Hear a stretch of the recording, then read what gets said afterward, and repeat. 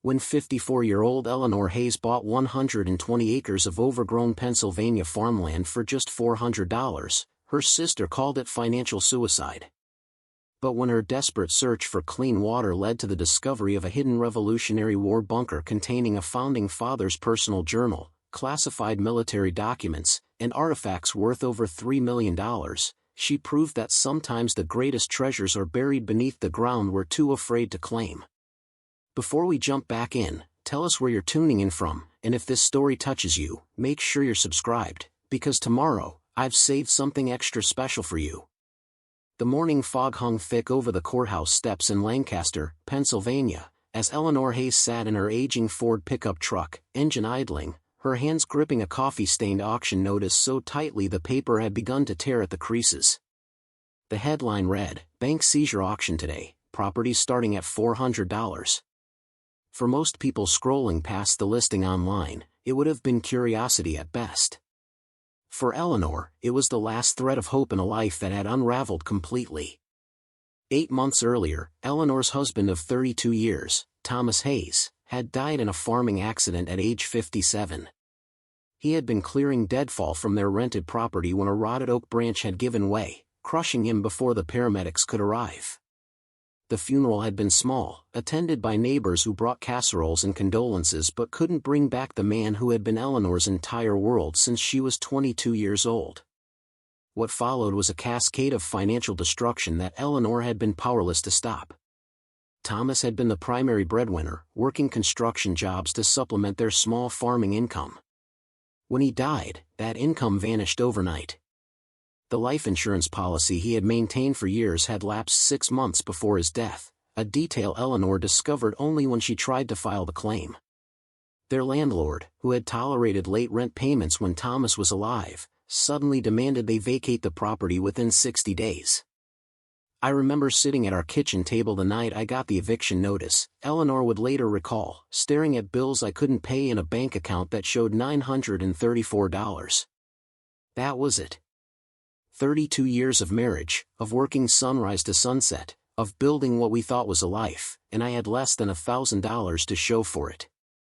Eleanor's daughter, Rebecca, had called from Ohio where she was finishing her nursing degree, her voice tight with worry and barely concealed panic. "Mom, you need to sell everything and move in with Aunt Catherine. You can't keep pretending you can make this work on your own. You need to be practical." Her sister Catherine had been even more direct during an intervention that felt more like an ambush. "Eleanor, you're 54 years old with no job, no home, and no prospects. You need to face reality. Thomas is gone, and you can't farm your way out of this situation." But Eleanor had spent 3 decades working land that belonged to someone else, building soil that would never be hers, investing in a future that had been ripped away in a single terrible moment. The thought of giving up farming entirely, of surrendering to some small apartment in town and a minimum wage job at the grocery store, felt like dying herself. She had to try something, anything, even if everyone thought she was making a terrible mistake. The auction listings had appeared on her phone late one night when she couldn't sleep, her mind racing through impossible calculations of bills and deadlines. Most properties were commercial buildings with liens or residential homes in terrible condition, selling for tens of thousands of dollars she didn't have. But one listing caught her attention and wouldn't let go. 120 acres, Chester County, Pennsylvania. Former farmland, completely overgrown, no structures, no utilities, no road access. Buyer responsible for all development costs and back taxes. The description read like a warning, Eleanor remembered with a slight smile. It said severely neglected land, extensive clearing required, no guarantees of soil quality or water access. They were basically telling people to stay away. But I saw something different. I saw land that nobody wanted, which meant land I might actually be able to afford. The property was located in an area that had once been productive farmland in the 1700s and 1800s, but had been abandoned for decades. The historical records Eleanor found online mentioned that the land had been part of a larger estate that had been subdivided and sold off piece by piece over the centuries. Most of it had returned to forest, thick with undergrowth and invasive species that made it nearly impossible to traverse. But there was something else in the historical records that caught Eleanor's attention. The land was located less than 15 miles from Valley Forge, where George Washington's Continental Army had endured the brutal winter of 1777 and 1778. The area had seen significant activity during the Revolutionary War, with numerous skirmishes, supply routes, and temporary encampments scattered throughout the region. Eleanor's late husband Thomas had been a passionate amateur historian, particularly fascinated by the Revolutionary War period. He had often talked about how much history was still buried in Pennsylvania soil, how families had hidden valuables and important documents during the war, how the chaos of that period had left countless secrets waiting to be discovered. More importantly, he had taught Eleanor how to read historical documents and land surveys, skills that might prove invaluable if she was going to take this crazy gamble. The auction began at 9 o'clock sharp on a cold October morning.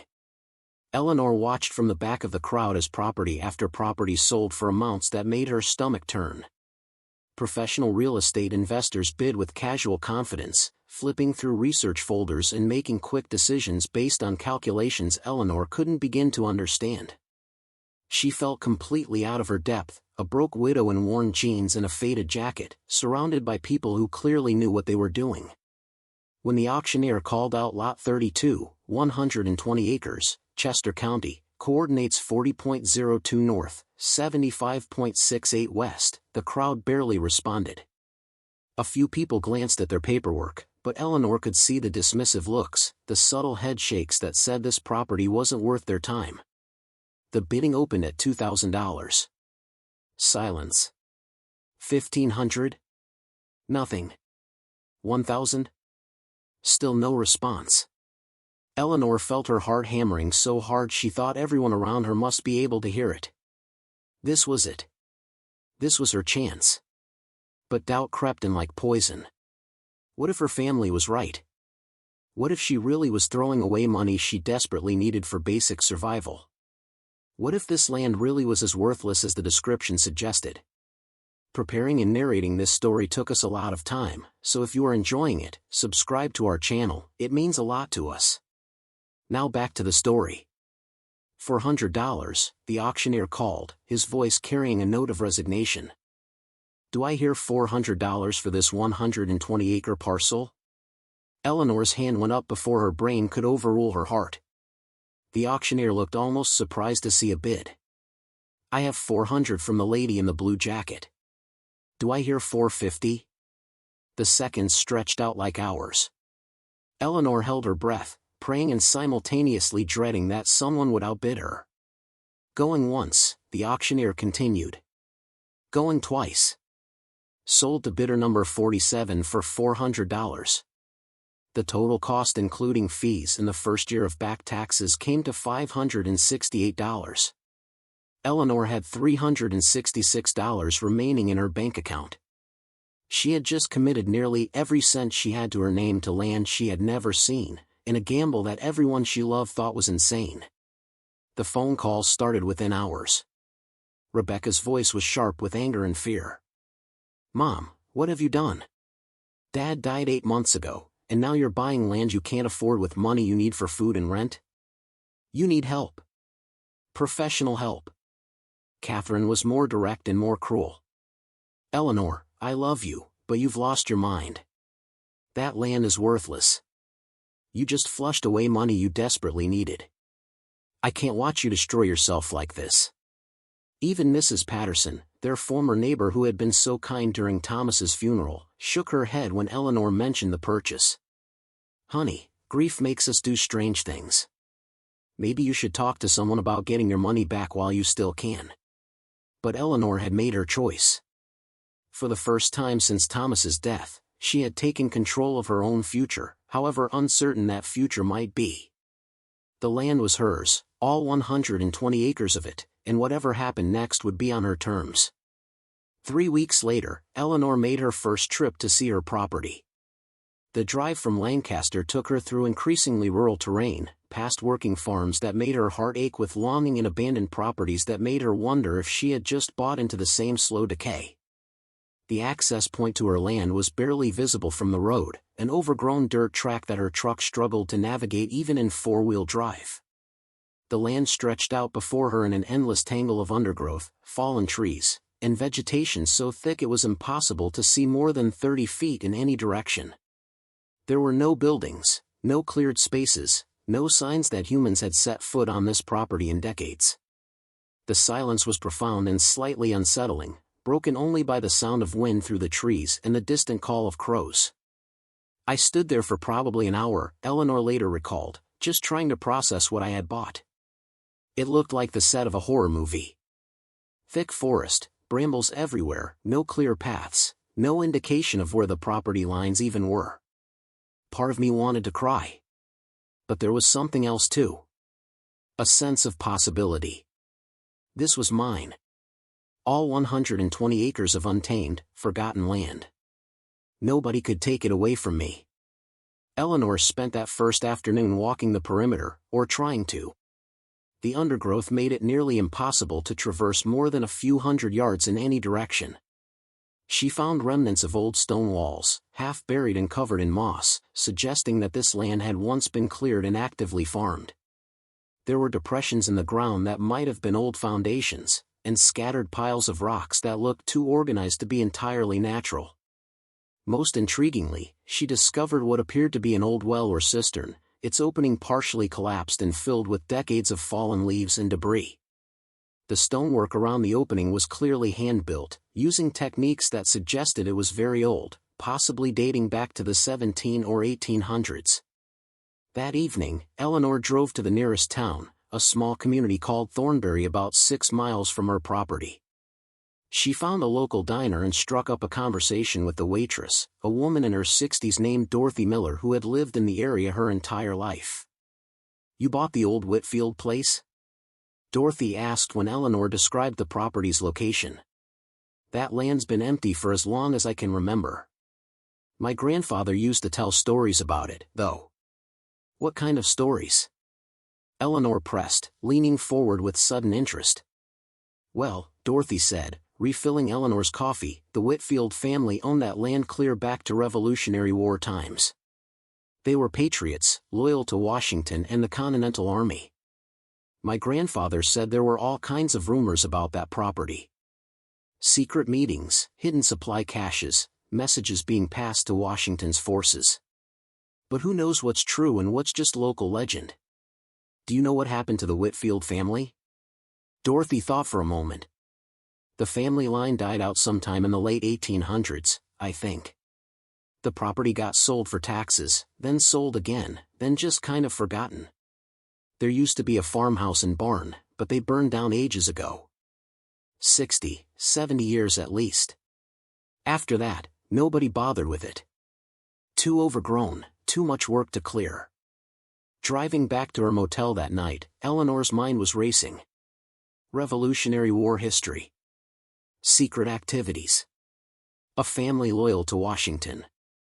The pieces were starting to form a picture that both excited and terrified her. She had bought this land hoping to maybe clear enough space for a small farm, to build some kind of future from absolute nothing. But what if there was more to this property than just overgrown forest and forgotten farmland? Over the next 2 weeks, Eleanor threw herself into research with an intensity that surprised even herself.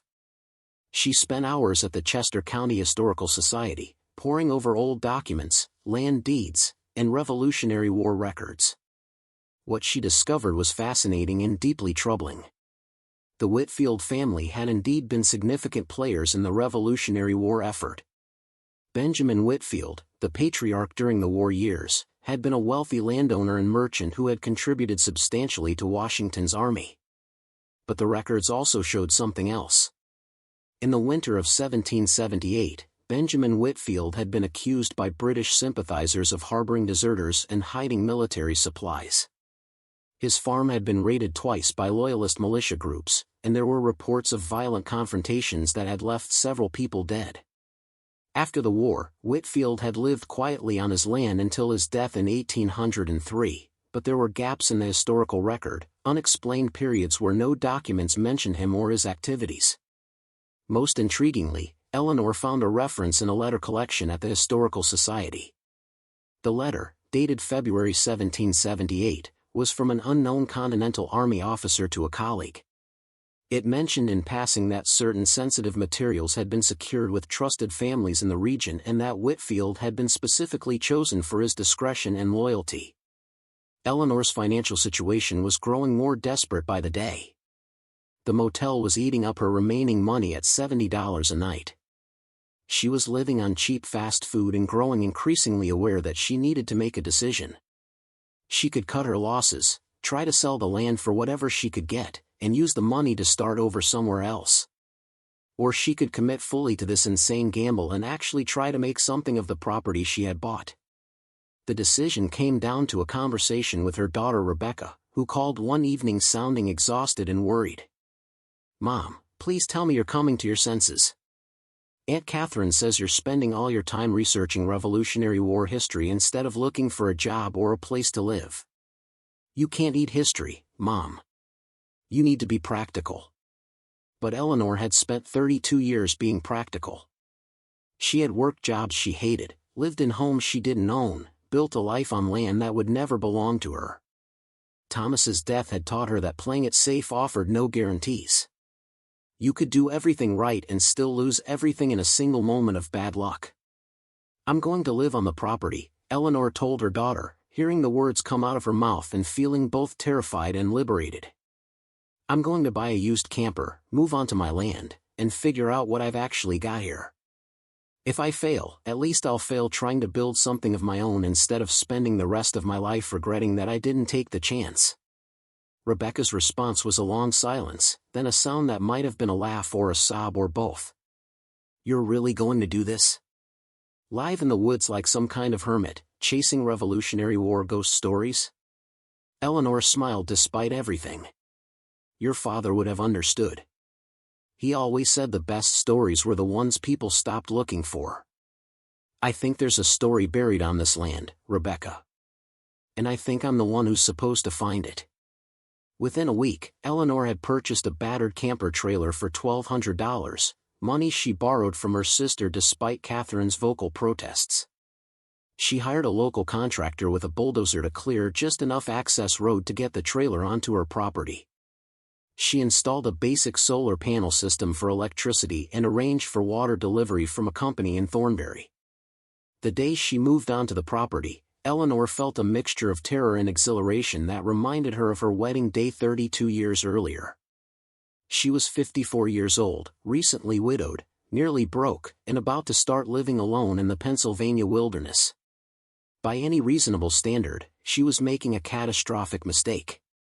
But as she sat outside her camper that first evening, watching the sun set through the dense trees that surrounded her tiny clearing, Eleanor felt something she hadn't experienced since Thomas's death.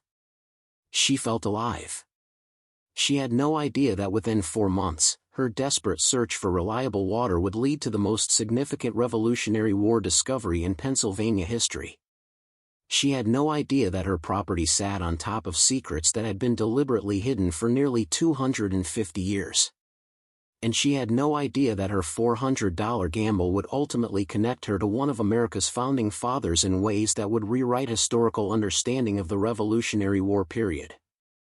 All she knew was that she had claimed her own piece of earth, however wild and unwelcoming it might be. And for the first time since losing Thomas, she had hoped that her story wasn't over.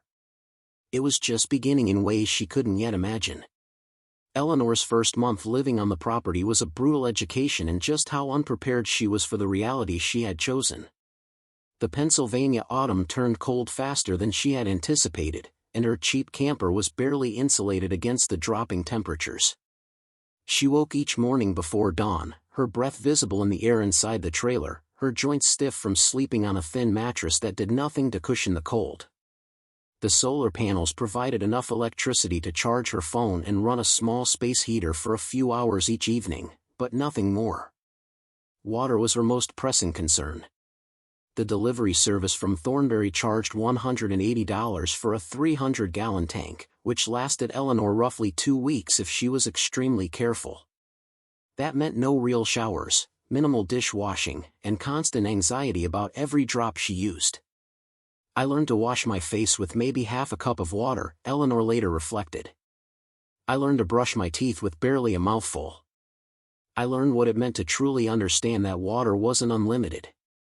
Every time I used any, I was calculating how many days until I'd need another expensive delivery I could barely afford. But the water situation also became Eleanor's primary focus and ultimately the key to everything that would follow. If she could find a reliable water source on the property, she could solve her immediate survival needs and potentially make the land genuinely viable for future development. The question was where to look in 120 acres of dense forest and undergrowth. Eleanor had purchased a cheap metal detector from a pawn shop in Lancaster, along with basic surveying equipment and a collection of hand tools. Every morning after the sun rose high enough to provide warmth, she would spend hours systematically exploring different sections of her property, looking for any signs of past human activity or geological features that might indicate underground water. The metal detector proved immediately useful, though not in ways Eleanor had initially expected. Within her first week of searching, she had found dozens of metal objects scattered across the property. Most were modern trash, rusted cans, old nails, fragments of farm equipment that had been abandoned decades ago. But some items were clearly much older. She found horseshoes that looked hand-forged, their design suggesting they dated from the 18th or early 19th century. She found what appeared to be musket balls, small lead spheres that could only have come from Revolutionary War-era firearms. Most intriguingly, she found several coins, so corroded and damaged that she couldn't immediately identify them, but their weight and composition suggested they were genuine colonial currency. Each find was carefully documented in a notebook, with GPS coordinates and photographs. Eleanor had learned from Thomas that proper documentation was crucial when dealing with potential historical artifacts. She was also beginning to see patterns in where the objects clustered, suggesting specific areas where human activity had been concentrated. The largest concentration of metal objects was near the center of her property, in an area where the undergrowth was particularly thick. Eleanor spent 3 days carefully clearing enough vegetation to reveal what lay beneath. What she found were the stone foundations of what had once been substantial buildings, far larger than a typical farmhouse. The stonework was impressive, clearly the work of skilled masons. The foundations formed a rectangular shape approximately 60 feet long and 40 feet wide, with internal divisions suggesting multiple rooms. This hadn't been a simple dwelling. It had been something more significant, possibly a barn or storage facility, or perhaps a building with a specific purpose that Eleanor couldn't yet determine. More importantly, Eleanor found something that made her heart race with possibilities. In one corner of the foundation, partially hidden by collapsed stones and decades of accumulated soil, was what appeared to be the entrance to a cellar or underground space. The opening was small, maybe 3 feet square, and completely blocked by rubble. But the stonework around it was intact and clearly intentional. Eleanor called the Chester County Historical Society and spoke with a researcher named Martin Greenfield who had been helpful during her earlier investigations. She described what she had found, and Martin's response was immediate and enthusiastic. "Eleanor, what you're describing sounds like it could be a significant historical site. Buildings of that size from the Revolutionary War period often had large root cellars or storage areas. Given the Whitfield family's known involvement with the Continental Army, there's a real possibility you've found something important. But investigating further would require help that Eleanor couldn't afford. Clearing the rubble safely, excavating the potential cellar entrance, and properly documenting whatever might be found would require equipment and expertise far beyond her limited resources. She was down to her last $600, money she needed for food and the next water delivery. The temperature continued to drop as November arrived. Eleanor's camper was increasingly inadequate against the cold, and she found herself spending more time during the day just trying to stay warm. Her daughter Rebecca called regularly, each conversation a mixture of concern and barely suppressed frustration. "Mom, it's going to snow soon. You can't live in that camper through a Pennsylvania winter. Please, just come stay with me in Ohio until spring. We can figure out what to do with the land later." But Eleanor couldn't bring herself to leave. Every day on the property revealed new details, new possibilities. She had started clearing the area around the foundation by hand, working for hours each day despite blistered palms and aching muscles. The physical labor was exhausting, but it also provided a sense of purpose she desperately needed. Her sister Catherine drove out to visit one cold afternoon in mid-November, picking her way carefully across the rough access road in her pristine sedan. The look on Catherine's face when she saw Eleanor's living situation was a mixture of horror and vindication. "My God, Eleanor. This is worse than I imagined. You're living like a homeless person in the middle of nowhere, digging in the dirt, chasing ghost stories about Revolutionary War artifacts. Do you understand how insane this looks?" Eleanor wiped dirt from her hands and met her sister's gaze steadily. "I'm living on my own land, Catherine. Working towards something that matters to me. That's more than I had 8 months ago when Thomas died." "Thomas would be horrified to see you like this," Catherine shot back. "He would want you safe and comfortable, not freezing in a camper and throwing away your life on some fantasy about hidden treasure." The words hit harder than Catherine probably intended. Eleanor felt tears burning behind her eyes, but she refused to let them fall. "You didn't know Thomas the way I did. He would have understood exactly what I'm doing and why. He taught me that the best discoveries come from places everyone else has given up on." Catherine left shortly after, and Eleanor knew from her sister's expression that she had been written off as a lost cause. The isolation was becoming oppressive. Days would pass without Eleanor seeing another human being. Her only regular contact with the outside world was the weekly trip to Thornbury for supplies and occasional phone calls with Rebecca that always ended in tension and unspoken disappointment. But Eleanor was also starting to make real progress on clearing the foundation site. She had exposed more of the stonework and had begun carefully removing the rubble that blocked the cellar entrance. The work was slow and physically demanding, but each stone she moved revealed more of the structure beneath. Then, 3 weeks before Thanksgiving, Eleanor's metal detector gave a strong, sustained signal in an area about 30 feet from the main foundation. The reading was different from anything she had encountered before, deeper and more substantial. Something large and metallic was buried approximately 4 feet below the surface. Eleanor spent 2 full days carefully excavating the area. The Pennsylvania soil was rocky and difficult to work with, and she had to be cautious about cave-ins and unstable ground. But her persistence paid off. At a depth of just over 4 feet, her shovel struck something solid and metallic that rang like a bell when struck. What she uncovered over the next several hours was a metal door, approximately 3 feet square, made of what appeared to be iron or steel that had been treated to resist corrosion. The door was fitted with a heavy lock mechanism that had rusted but was still intact.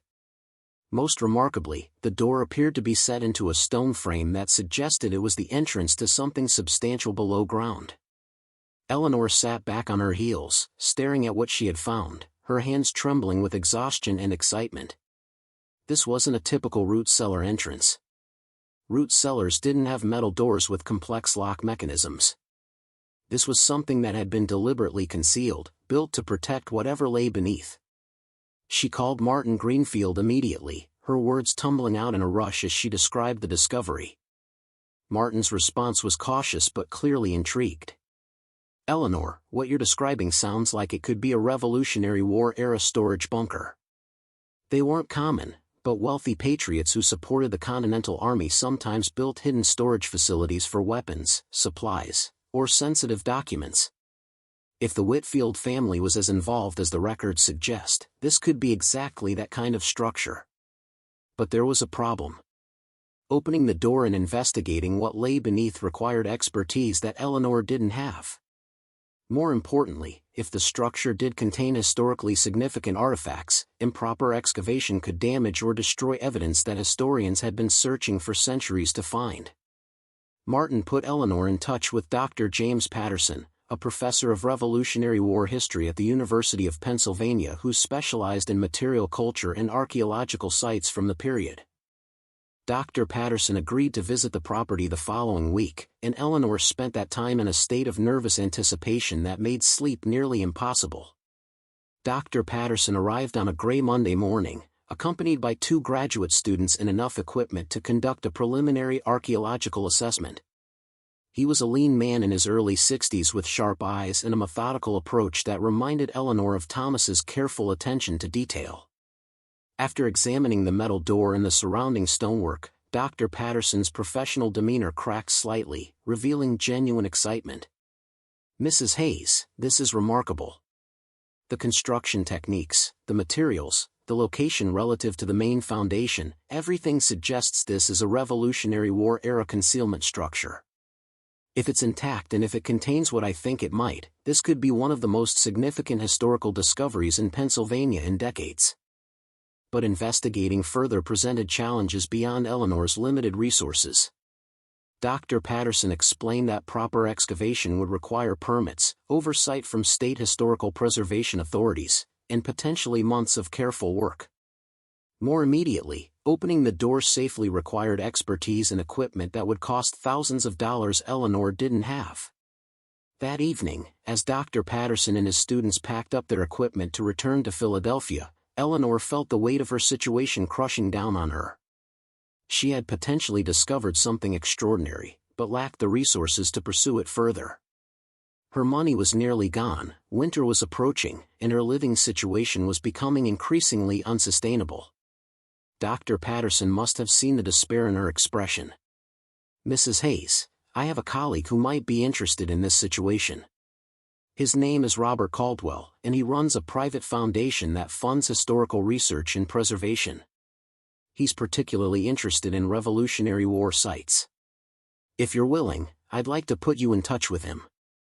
Robert Caldwell turned out to be a retired investment banker who had made a fortune in real estate and had devoted his later years to supporting historical research. When Eleanor spoke with him by phone 2 days later, his enthusiasm was immediate and infectious. "Eleanor, what you've potentially found could fill in gaps in our understanding of the Revolutionary War that have frustrated historians for generations. The Whitfield family's activities during the war are well documented, but there are questions about what happened to certain military documents and supplies that disappeared during the chaos of that period. If your bunker contains any of those materials, the historical value would be immeasurable." Robert proposed a partnership. His foundation would fund the proper excavation and investigation of the bunker in exchange for first rights to document and publish whatever was found. Eleanor would retain ownership of the property and any artifacts discovered, though she would be expected to work with museums and historical societies to ensure proper preservation and public access to significant finds. More importantly for Eleanor's immediate situation, Robert offered to provide temporary funding for basic necessities, better shelter, and living expenses while the excavation was underway. It wasn't charity, he insisted. It was an investment in historical research that could benefit everyone. Eleanor agreed to Robert's terms with a mixture of relief and lingering uncertainty. She had learned the hard way that partnerships and promises often fell apart when reality proved more complicated than initial optimism suggested. But she was also out of options. Winter was coming, her money was gone, and the bunker door represented possibilities she couldn't pursue alone. The excavation team arrived in early December, just as the first snow began to fall. Robert had assembled a group of experts that included archaeologists, structural engineers, and specialists in Revolutionary War-era construction and preservation. They set up a professional work site with proper equipment, safety protocols, and documentation procedures that made Eleanor's amateur efforts look laughably inadequate. The metal door proved more challenging than anyone had anticipated. The lock mechanism was corroded but still functional, and forcing it open risked damaging whatever lay behind. A specialist in antique locks was brought in from New York, and after 3 days of careful work, managed to pick the mechanism without causing damage. When the door finally opened, stale air rushed out, carrying with it a scent of earth and metal and something else, something that smelled like old paper and leather. Dr. Patterson and his team spent hours examining the entrance before anyone actually entered, documenting every detail and ensuring the structure was stable enough to safely explore. Eleanor wasn't allowed in the bunker during the initial investigation. Safety protocols required that only trained professionals enter until the structure's stability could be confirmed. She spent 2 agonizing days watching the team come and go, their expressions carefully neutral, refusing to discuss what they had found until proper documentation was complete. Finally, on the 3rd day, Dr. Patterson emerged from the bunker and asked Eleanor to join him. His face was flushed with excitement, his hands visibly shaking as he helped her down a stone staircase that descended approximately 15 feet below ground level. The bunker was larger than anyone had expected, roughly 20 feet square with a ceiling high enough to stand upright. The space had been constructed with the same skilled stonework visible in the foundation above, and had been designed to remain dry and stable for extended periods. More remarkably, the bunker was still intact, its contents preserved by the dry air and careful construction. What Eleanor saw took her breath away. The space contained wooden crates and barrels stacked along the walls, metal strongboxes carefully arranged in one corner, and shelves filled with carefully wrapped bundles that the team had only begun to examine. But it was what Dr. Patterson led her to in the center of the room that stopped Eleanor's heart. On a wooden table, protected by oiled canvas wrapping that had preserved it for nearly 250 years, lay a leather-bound journal approximately 12 inches tall and 8 inches wide. The leather was darkened with age but still intact, and visible on the cover, embossed in gold that had tarnished but not faded, were the initials B.F. Benjamin Franklin. Dr. Patterson said quietly. "Eleanor, this journal belonged to Benjamin Franklin. And unless I'm very much mistaken, it contains entries from the period when he was working with the Continental Congress in General Washington during some of the darkest days of the Revolutionary War." Eleanor reached out a trembling hand toward the journal, then stopped herself, afraid to touch something so impossibly significant. "This was on my property? This whole time?" Dr. Patterson nodded, his professional composure cracking as he smiled broadly. "Eleanor, what you found isn't just valuable. It's historically priceless. This bunker appears to have been used as a secure storage location for sensitive Continental Army materials. The Whitfield family was trusted with documents and supplies that couldn't risk falling into British hands. What we're looking at could reshape our understanding of how the Revolutionary War was fought and won." The following weeks transformed Eleanor's life in ways that made the previous months of struggle feel like a distant dream. The discovery of Benjamin Franklin's journal sent shockwaves through the historical community that reached far beyond Pennsylvania. Within 48 hours of Dr. Patterson's initial assessment, Eleanor's remote property was swarming with historians, archaeologists, and media representatives from around the world. The journal itself proved to be even more significant than anyone had initially realized. The leather-bound volume contained over 200 pages of Franklin's handwriting, documenting his activities during the brutal winter of 1777 and 1778 when the Continental Army had been fighting for survival at Valley Forge. But these weren't public dispatches or carefully crafted letters meant for posterity. These were Franklin's private observations, his doubts and fears, his assessments of Washington's leadership, and most remarkably, detailed accounts of secret negotiations with potential French allies that had never been documented in any other historical source. Dr. Patterson spent 3 days conducting preliminary analysis of the journal before allowing anyone else to examine it. When he finally called Eleanor into the temporary research station that had been set up in a large tent near the bunker entrance, his expression was that of a man who had witnessed something that had fundamentally altered his understanding of history. "Eleanor, Franklin wrote extensively about the Whitfield family in these pages. Benjamin Whitfield wasn't just a wealthy supporter of the Revolution. He was one of Franklin's most trusted confidants in Pennsylvania, someone who handled sensitive communications and stored documents that couldn't risk being captured by British forces." Franklin describes in detail how he selected certain families to serve as secure repositories for materials too dangerous to keep in any official location. But the journal was only the beginning. As the excavation team carefully cataloged the bunker's contents, they discovered a treasure trove of Revolutionary War materials that historians had believed lost forever. There were letters between Washington and his officers discussing military strategy in detail that had never been revealed in official records. There were financial documents showing exactly how the Continental Congress had funded the war effort through loans and hidden assets. There were maps marking British positions and supply routes that filled in gaps in the historical understanding of campaign movements. Most significantly, there was a collection of documents related to Franklin's diplomatic efforts with France. These papers showed that French support for the American Revolution had begun far earlier and been far more extensive than official histories had documented. The implications for understanding how America won its independence were staggering. The monetary value of these discoveries was almost impossible to calculate. The Franklin Journal alone was appraised at over $2 million by conservative estimates, with some experts suggesting it could be worth considerably more to the right institutional buyer. The other documents and artifacts brought the total value of the bunker's contents to approximately $4.3 million. But Robert Caldwell and his foundation made it clear from the beginning that these materials belonged in museums and research institutions where they could benefit the public understanding of American history. Eleanor would receive substantial compensation for the discovery, but the artifacts themselves would need to be preserved and made accessible to scholars and the public. The legal framework for this took months to negotiate. Eleanor worked with attorneys provided by Robert's foundation to establish terms that honored her ownership rights while ensuring the historical materials would be properly preserved.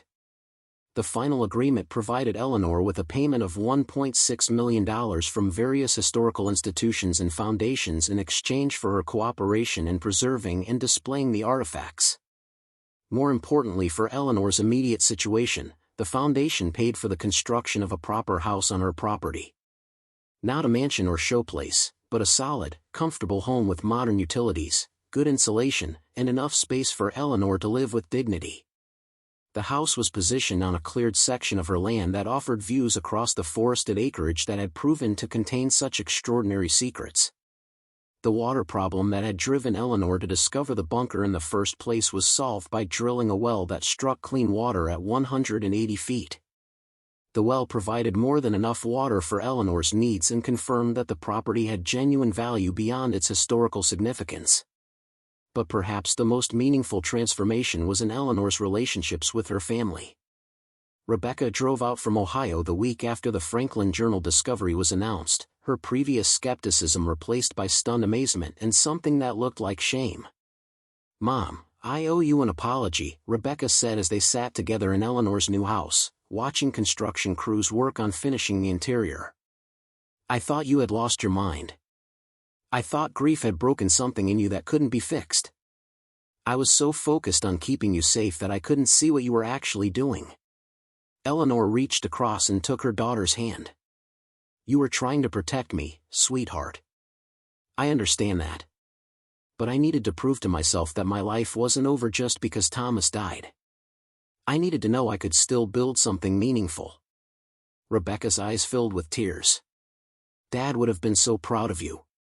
He always said you were braver than you believed.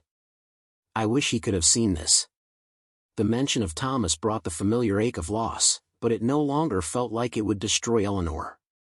She had learned that grief didn't disappear, but it could coexist with purpose and even joy. "I think about him every day," Eleanor admitted. "Every time I look at this land, I remember his stories about hidden history waiting to be discovered. In a way, he led me here even though he's gone." Catherine's response to Eleanor's success was more complicated and revealing. She visited 6 weeks after the discovery, driving out to the property in her expensive car and picking her way carefully across ground that was now marked with historical preservation signs and research equipment. Her expression when she saw Eleanor's new house was difficult to read, somewhere between admiration and resentment. "Well, Eleanor, you certainly proved me wrong," Catherine said, her tone carefully neutral. "I thought you were throwing your life away. Turns out you were sitting on a fortune in Revolutionary War artifacts."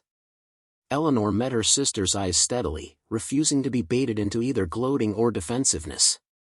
"I wasn't sitting on anything, Catherine. I was digging for it. There's a difference." The conversation that followed was difficult but necessary. Catherine admitted that she had always seen Eleanor as the weaker sister, the one who had settled for a simple life with a working-class husband while Catherine had pursued career success and financial security. Thomas's death had confirmed in Catherine's mind that Eleanor's choices had been mistakes, that playing it safe would have been wiser. But Eleanor's transformation forced Catherine to confront her own assumptions. Maybe I was wrong about what constitutes a successful life, Catherine admitted quietly. You took a risk that terrified everyone who loved you, and it paid off in ways none of us could have imagined. That takes a kind of courage I'm not sure I have. The sisters didn't become close in the way family dramas often portray reconciliation, but they reached an understanding. Catherine could respect Eleanor's choices even if she wouldn't have made them herself. Eleanor could accept Catherine's concern as love rather than judgment. It was enough. The historical significance of Eleanor's discovery extended far beyond monetary value. Dr. Patterson and his team spent 18 months conducting a comprehensive analysis of the Franklin Journal and associated documents. Their findings resulted in 3 scholarly books, over a dozen peer-reviewed articles, and a traveling museum exhibition that attracted over 500,000 visitors in its first year. The exhibition, titled Hidden Foundations, Benjamin Franklin's Secret Network, told the story of how the Continental Congress and Continental Army had created a decentralized system for protecting sensitive information and resources during the Revolutionary War. Eleanor's discovery proved that this network had been far more sophisticated and extensive than historians had previously understood. But the exhibition also told Eleanor's personal story. Panels described her desperate gamble on worthless land, her months of solitary research and excavation, and her persistence in the face of skepticism from everyone around her. Her story became an integral part of the historical narrative, demonstrating how major discoveries often came from unexpected sources and unlikely heroes. Eleanor found herself thrust into a public role she had never sought or particularly wanted. She was invited to speak at universities, historical societies, and preservation conferences around the country. Media outlets wanted interviews. Documentary filmmakers wanted to feature her story. Book publishers offered substantial advances for her memoir. The attention was overwhelming and often exhausting, but Eleanor approached it with the same methodical determination she had brought to clearing her land and excavating the bunker. She understood that her story could inspire others who faced seemingly impossible situations. If a broke widow with no special training could discover something that changed historical understanding, then maybe other people could achieve their own unlikely transformations. The speech that defined Eleanor's public role came at a historical preservation conference in Philadelphia, 18 months after the bunker discovery. Standing before an audience of hundreds of scholars, preservationists, and history enthusiasts, Eleanor spoke from the heart about what her journey had taught her. When I bought 120 acres of overgrown Pennsylvania farmland for $400, everyone thought I was making the worst decision of my life. My family was convinced I'd lost my mind to grief. My friends worried I was throwing away my last chance at financial security. Looking at the situation objectively, they were probably right to worry. I was a 54-year-old widow with no money, no plan, and no guarantee that anything would work out. She paused, looking out at the attentive faces. But here's what I learned. The stories we tell ourselves about what's possible are usually far too small. We accept limitations based on age, gender, financial status, education, all these categories that tell us to stay in our lane and not reach for things beyond our grasp. I believed those stories for most of my life. It took losing everything to realize they were wrong. The land I bought was considered worthless because everyone saw it through the lens of what it currently was, not what it might contain. Nobody looked deeper because they assumed someone would have found anything worth finding decades ago. But history doesn't work that way. The most important discoveries often come from places people stopped looking, from people who refuse to accept that the story is already complete. Eleanor went on to describe how her late husband Thomas had taught her to see past surface appearances, to recognize that every piece of land held stories waiting to be discovered by someone patient and determined enough to search. The Revolutionary War bunker hadn't been hidden by accident. The Whitfield family had deliberately concealed it, trusting that someday someone would find it and understand its significance. My discovery wasn't luck, Eleanor said firmly. It was the result of months of research, physical labor, and refusing to give up when everyone said I should. Yes, I was fortunate that the bunker existed on my property. But I created my own fortune by being willing to dig for it when no one else believed there was anything worth finding. The speech resonated far beyond the historical preservation community. Video clips circulated on social media, reaching millions of people who had never attended a history conference in their lives. Eleanor's story became a touchstone for discussions about age discrimination, gender bias, and the courage required to pursue unconventional paths. Letters arrived at Eleanor's home from people around the world who had been inspired by her example. A 62-year-old woman in Oregon wrote about starting her own business after being told she was too old.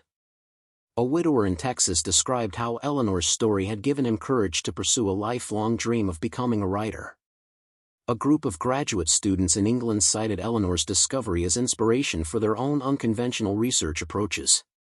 But the impact that meant most to Eleanor came from unexpected quarters. Dorothy Miller, the waitress from Thornbury who had shared local legends about the Whitfield property, visited Eleanor one afternoon with tears in her eyes. "My granddaughter is starting college next year, and she's afraid to major in archaeology because everyone tells her it's impractical and she'll never find a job. Then she heard about what you did, and she realized that the most important discoveries often come from people willing to work hard and follow their passion regardless of what everyone says is sensible." The property itself became a managed historical site. Working with the Pennsylvania Historical and Museum Commission, Eleanor allowed controlled public access to portions of her land including the bunker location, though the actual underground space remained restricted to protect its integrity. A small visitor center was constructed near the road, staffed by volunteers from local historical societies who provided information about the Revolutionary War period and the Whitfield family's role in supporting the Continental Army. Eleanor kept most of her 120 acres private, using the space to create the life she had imagined when she first bought the land. She cleared several acres for a garden and small orchard, planted according to the same methods families like the Whitfields would have used in the 18th century.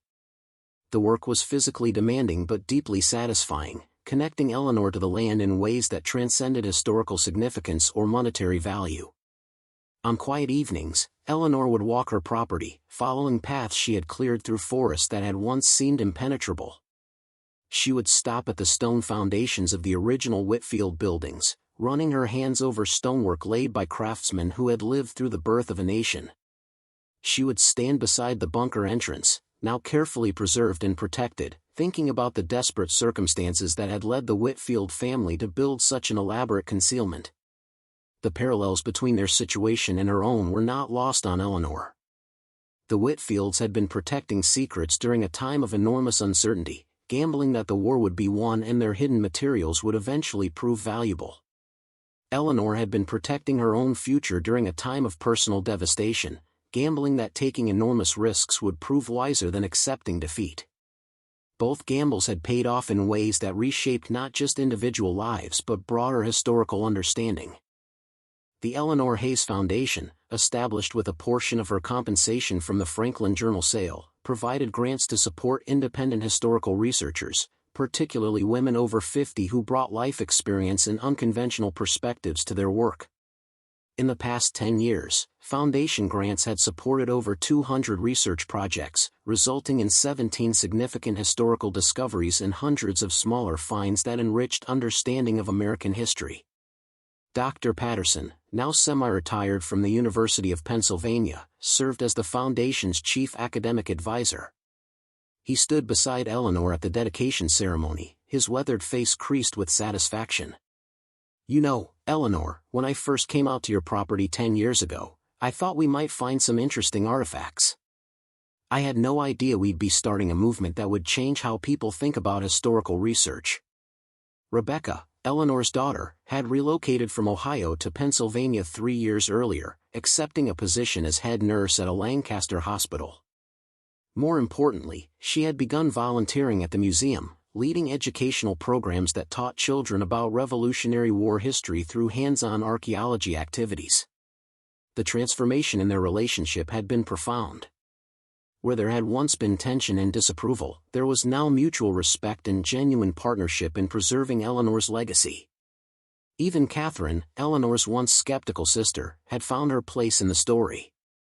She had donated funds to establish a research library at the museum, named in honor of Thomas Hayes, Eleanor's late husband, whose passion for hidden history had planted the seeds that eventually grew into this remarkable discovery. Catherine's contribution came with a handwritten note that Eleanor had framed and hung in her office. "I was wrong about almost everything," Catherine had written. "But I'm grateful you were brave enough to prove me wrong."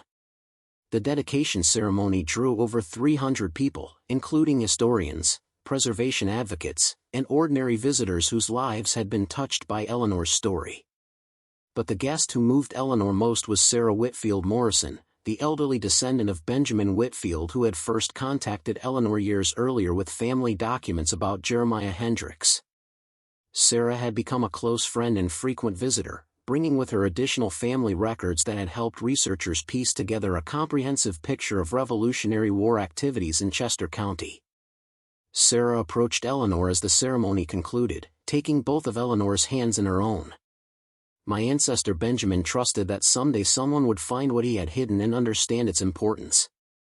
I think he would be proud that it was you. Someone who understood what it meant to risk everything on faith that there was something worth protecting beneath the surface." The museum opened its doors to the public immediately after the dedication, and Eleanor spent the afternoon walking through exhibits that told her story alongside the stories of Franklin, Washington, the Whitfield family, and countless other Americans who had shaped the nation's founding. She paused before a display case containing some of the first artifacts she had found during those early months of desperate searching: the corroded musket balls, the hand-forged horseshoes, the colonial coins that had seemed like interesting curiosities before she understood they were breadcrumbs leading to something extraordinary. Young Thomas, Rebecca's son, who was now 11 years old, had become a fixture at the museum, spending weekends helping with junior archaeology programs and pestering researchers with endless questions about excavation techniques and historical analysis. He found Eleanor standing before the artifact display and slipped his hand into hers. "Grandma, Mr. Patterson says that when I'm older I can help with real excavations. He says I have the right kind of mind for finding things other people miss." Eleanor smiled down at her grandson, seeing in his eager expression the same hunger for discovery that had driven her to keep digging when everyone said she should stop. "That's the most important skill in the world, sweetheart. Not giving up when the search gets difficult. Not accepting that all the good stories have already been found." As the sun began to set over the Pennsylvania landscape, Eleanor walked one final time to the preserved bunker site. The stone entrance was now protected by a permanent structure that allowed controlled viewing while preventing damage from weather or unauthorized access. A pathway led visitors from the museum to this spot, with interpretive signs explaining the bunker's construction, its contents, and the remarkable circumstances of its discovery. Eleanor stood alone at the viewing platform, looking down at the metal door that had changed her life.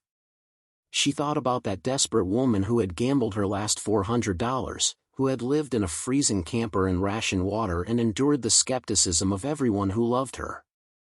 That woman had been terrified and uncertain, driven more by desperation than confidence. But that woman had also been braver than she knew. She had refused to accept defeat. She had seen possibility where others saw only problems. She had dug for treasure when everyone said there was nothing to find. Eleanor's health had been declining slightly over the past year, nothing dramatic but enough to remind her that time was precious and the work of building a legacy couldn't be postponed indefinitely. She had been meeting with lawyers and foundation directors to ensure that her wishes for the property and museum would be honored long after she was gone. The land would be permanently preserved, protected from development, maintained as a living laboratory where future generations could continue uncovering secrets the earth had kept for centuries. But more than that, Eleanor had worked to ensure her story would continue inspiring people who faced their own desperate moments, their own impossible choices, their own decisions about whether to risk everything on unlikely dreams. The museum's educational programs emphasized that Eleanor hadn't been special or uniquely talented. She had simply been willing to try when trying seemed foolish, to persist when persistence seemed pointless, to believe that her story wasn't finished just because circumstances suggested it should be. As darkness settled over the property, Eleanor returned to her house, the comfortable home that had replaced the battered camper where she had spent those first brutal months. She sat on her porch, wrapped in a blanket against the autumn chill, looking out over land that had transformed from burden to blessing to legacy. Her phone rang, and she smiled when she saw it was Dorothy Miller, the Thornbury waitress who had first shared local legends about the Whitfield property. Dorothy called every few weeks, wanting updates on the museum and sharing news from town. Tonight her voice carried special excitement. "Eleanor, you won't believe this. My granddaughter just got accepted to graduate school for archaeology. Full scholarship. She wrote her application essay about how your discovery inspired her to pursue her passion regardless of what people said was practical. She wanted me to thank you for proving that the best discoveries come from people who refuse to quit." The Whitfield's bunker had preserved documents that changed scholarly comprehension of how America achieved independence. Eleanor's discovery had demonstrated that major historical finds could still happen in the 21st century, discovered by ordinary people willing to look where others had stopped searching. 5 years after buying the property, Eleanor hosted a small gathering for the anniversary of the bunker discovery. Dr. Patterson was there, along with Robert Caldwell and several members of the excavation team. Rebecca brought Eleanor's grandson, a curious 6-year-old named Thomas after his grandfather. Catherine attended, bringing a homemade pie and a grudging admission that Eleanor's crazy decision had turned out better than anyone could have predicted.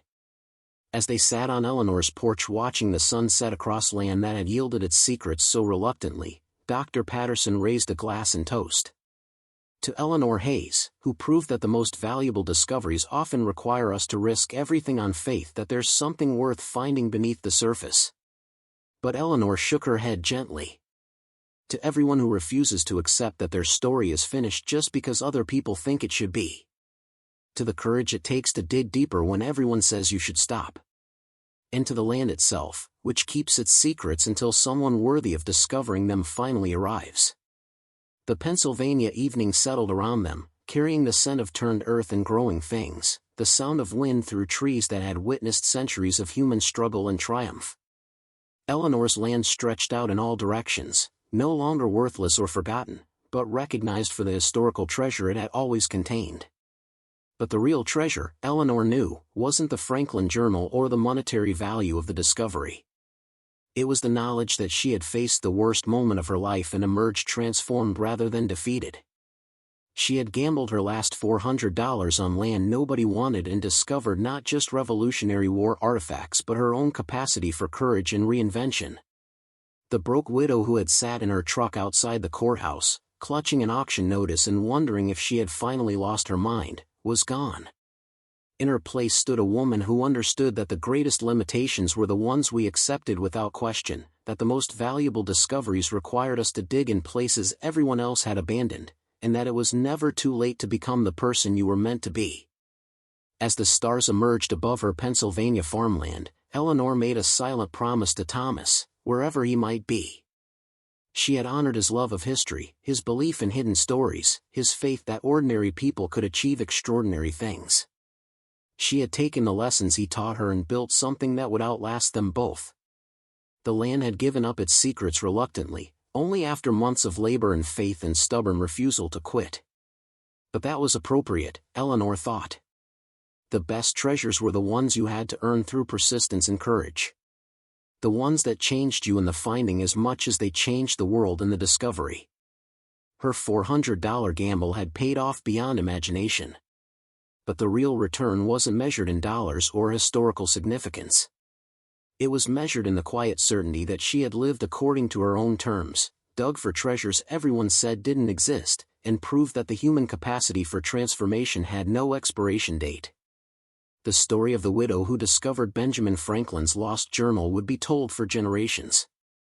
But Eleanor knew the deeper story, the one that couldn't be captured in museum exhibitions or historical papers.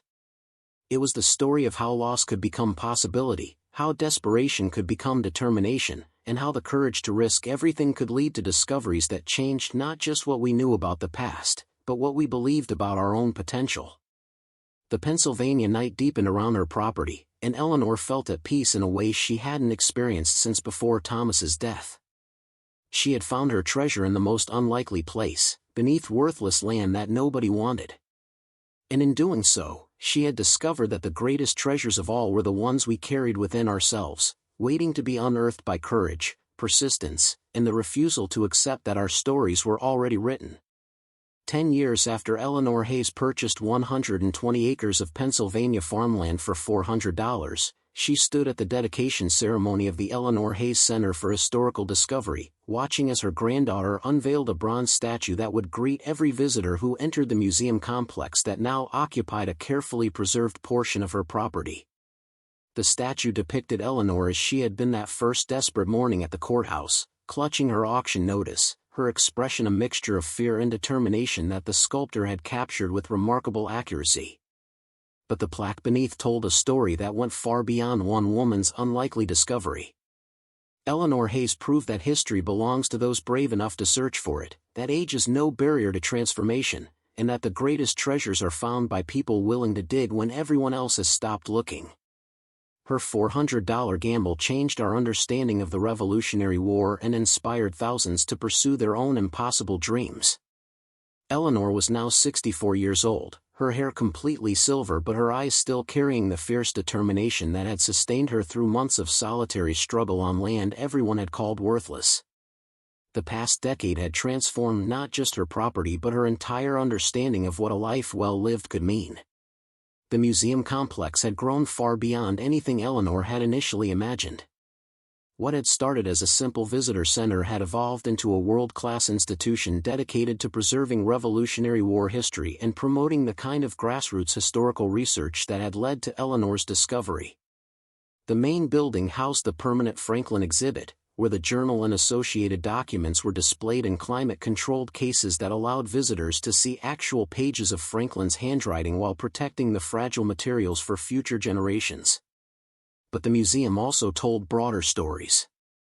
One wing was dedicated to the Whitfield family and other ordinary Americans who had supported the revolutionary cause in extraordinary ways. Another focused on archaeological methodology, showing visitors how modern technology and old-fashioned determination combined to reveal secrets the Earth had kept for centuries. A third wing, Eleanor's personal favorite, showcased stories of unlikely discoveries made by amateur historians, metal detector enthusiasts, and ordinary people who refused to accept that everything worth finding had already been found. The impact of Eleanor's discovery had rippled outward in ways that continued to surprise her. After the call ended, Eleanor sat in the gathering darkness, feeling a sense of completion that went beyond the museum dedication or the scholarship news. She had taken a life that seemed finished, broken beyond repair by loss and financial devastation, and transformed it into something that would outlast her physical presence on Earth. The $400 she had gambled had grown into millions in historical value and personal wealth. But the real return had been so much greater. She had proven that transformation was possible at any age, that the stories we told ourselves about limitations were usually wrong, that courage and persistence could uncover treasures everyone else believed didn't exist. Eleanor thought about Thomas, her late husband whose death had seemed like the end of everything. She wondered what he would think if he could see what his widow had built from the ashes of their life together. She liked to imagine he would be proud, that he would recognize in her journey the same determination and vision he had always insisted she possessed even when she couldn't see it in herself. The Pennsylvania night deepened around her, filled with the sounds of wind through trees that had witnessed centuries of human struggle and triumph. Her land stretched out in all directions, no longer anonymous or forgotten but recognized as the birthplace of one of the most significant historical discoveries of the 21st century. But Eleanor knew the deeper truth. The real discovery hadn't been the Franklin Journal or the Revolutionary War bunker. The real discovery had been learning that she carried within herself the capacity for extraordinary courage, that her story could inspire thousands of others to take their own unlikely risks, and that the most valuable legacy anyone could leave was proof that it's never too late to become who you were meant to be. As she prepared for bed that night, Eleanor paused before a photograph of Thomas that still held pride of place on her dresser. "Thank you," she whispered to the image. "For teaching me to see past surfaces. For believing there were always more stories waiting to be discovered. For giving me the tools I needed even though you didn't live to see me use them." The broke widow who had purchased desert land for $400 was finally at peace. Not because she had found treasure, though she had. Not because she had achieved recognition, though she had. but because she had lived according to her own terms, refused to accept defeat, and proven that ordinary people could achieve extraordinary things when they had the courage to dig deeper than anyone thought was reasonable. Her story would continue long after she was gone, inspiring future generations to take their own impossible risks, to search for treasures everyone said didn't exist, to refuse to accept that their best chapters were already written. And that legacy, Eleanor knew as she drifted towards sleep, was worth more than all the gold and artifacts in the world. The land kept its secrets until someone worthy arrived to uncover them. Eleanor Hayes had been that someone. And her $400 gamble had paid dividends that would echo through history forever. Up next, you've got 2 more standout stories right on your screen. If this one hit the mark, you won't want to pass these up. Just click and check them out. And don't forget to subscribe and turn on the notification bell so you don't miss any upload from us.